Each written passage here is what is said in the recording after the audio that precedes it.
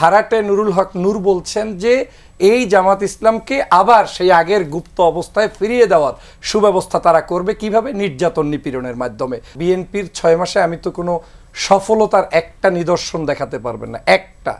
যদি তারা একেবারে যে কমিটমেন্টের উপর ভিত্তি করে 31 দফার উপর ভিত্তি করে রাষ্ট্র ক্ষমতায় এসেছে বলে দাবি করেন, সেই 31 দফার প্রথম দফাটাতেই ছিল সংস্কার শব্দ, যেটা তারা ভয় পায় এখন বাঘের মতো।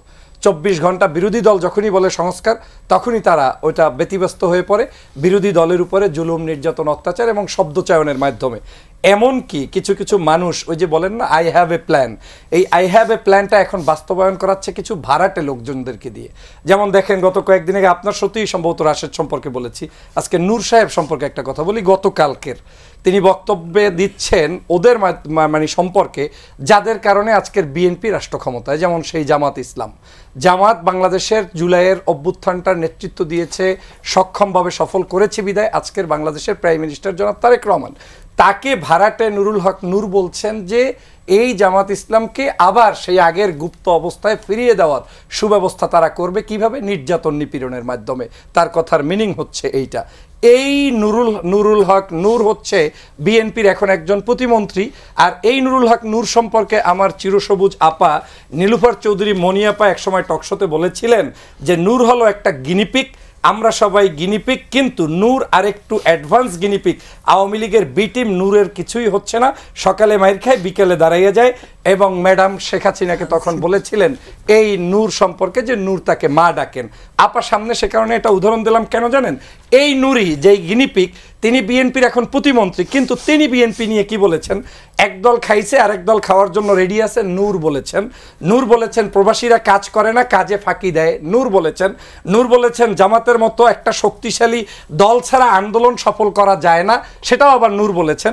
আবার এই গিনিপিক নূরই বলেছেন যে বিএনপির হাতে রাজনীতি ছেড়ে দিলে কিছুই পরিবর্তন হবে না, বিএনপির স্টিয়ারিং ছেড়ে দিলে যেই লাউ সেই কদু থাকবে। তাহলে আজকের যেই লাউ সেই কদুই তো আছে।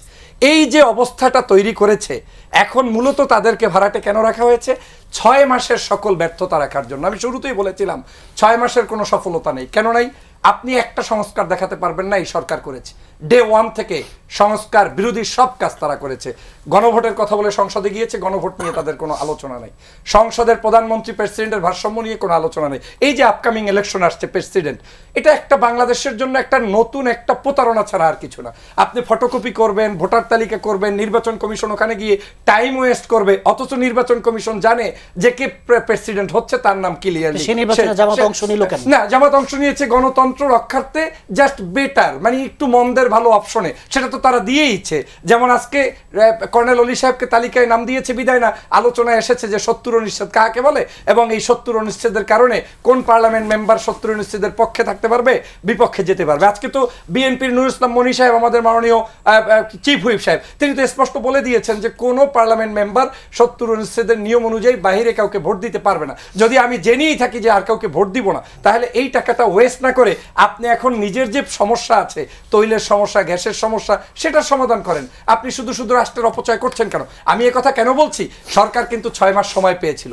জুলাই পরবর্তী এই 6 মাসের সংস্কারে যদি হাত দিত, তাহলে আজকের এমন একটা দিন আমরা দেখতে পেতাম যেই জায়গাটাতে অন্তত প্রেসিডেন্ট নির্বাচনটা আমরা অন্তত পক্ষে পার্লামেন্ট মেম্বাররা স্বাধীনভাবে মত প্রকাশ করতে পারতেন, কিন্তু সেটা কিন্তু আমরা আজকে দেখি নাই।